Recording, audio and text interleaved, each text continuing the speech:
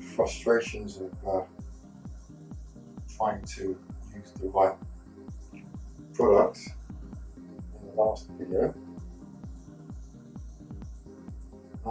As you can see, I've got quite far on, and I thought I would just do a quick video and show you what I ended up doing. In the end, I decided obviously not to try the brush.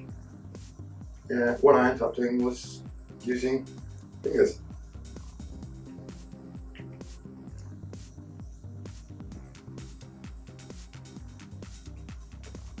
A piece of gold.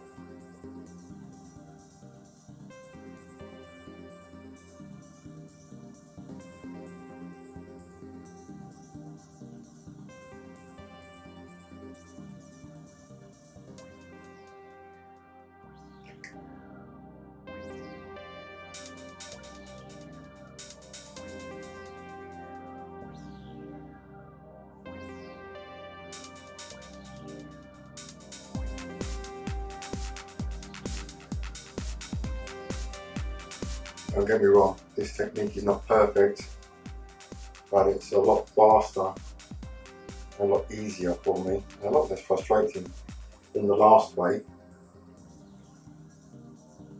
After I've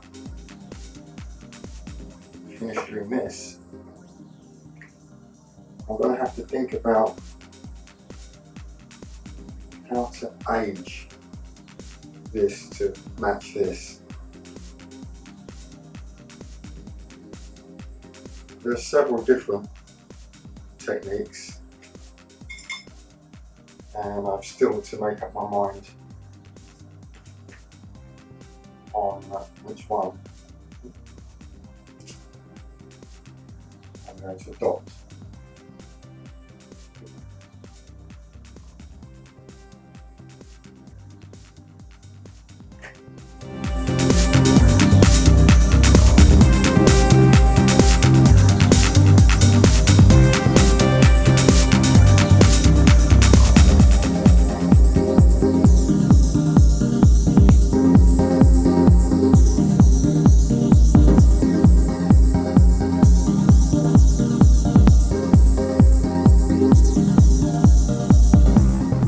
Still end up doing quite a few repairs, but at the end of the day, it doesn't actually have to be perfect.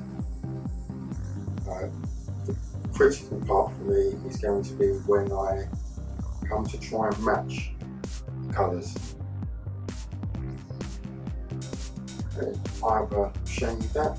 I'll show you when I've finished the gilding.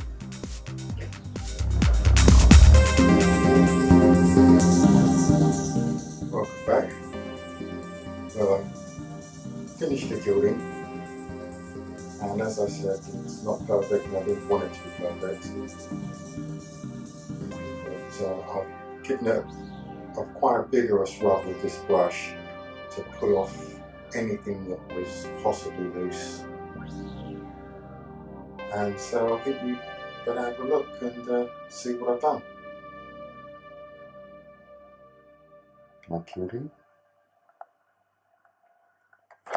I did rub quite hard in spots like there with this brush to take off some of the gold, because as I said before, I don't want this perfect, but I want this looking as good as I possibly can. I think with my lack of experience and using the finger application technique, that's allowed me to really match the roughness that you see in the original gilding. As you can see, I've left some of the original in amongst some of the gilding I've done. Just gilded along the edge parts here but all of this is original. And then again, glued along the inside here, just because it was excessively damaged.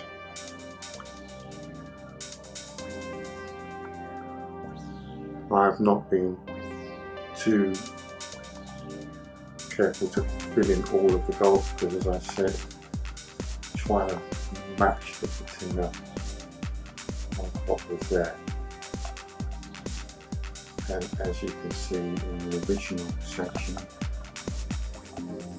there are chips, there are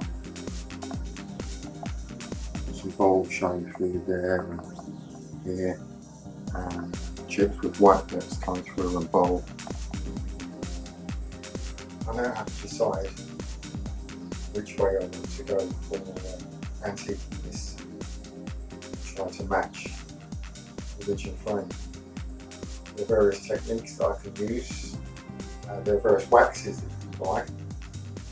There's a black wax which you can use with casing paints, casing or milk base paints, so make up your own slurry to wash over.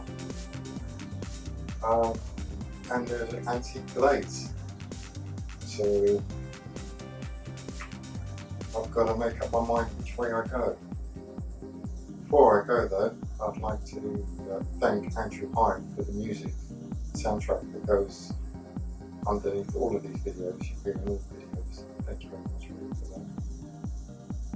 And on that note, I'll say see you in the next episode when I do the actual matching. Bye for now.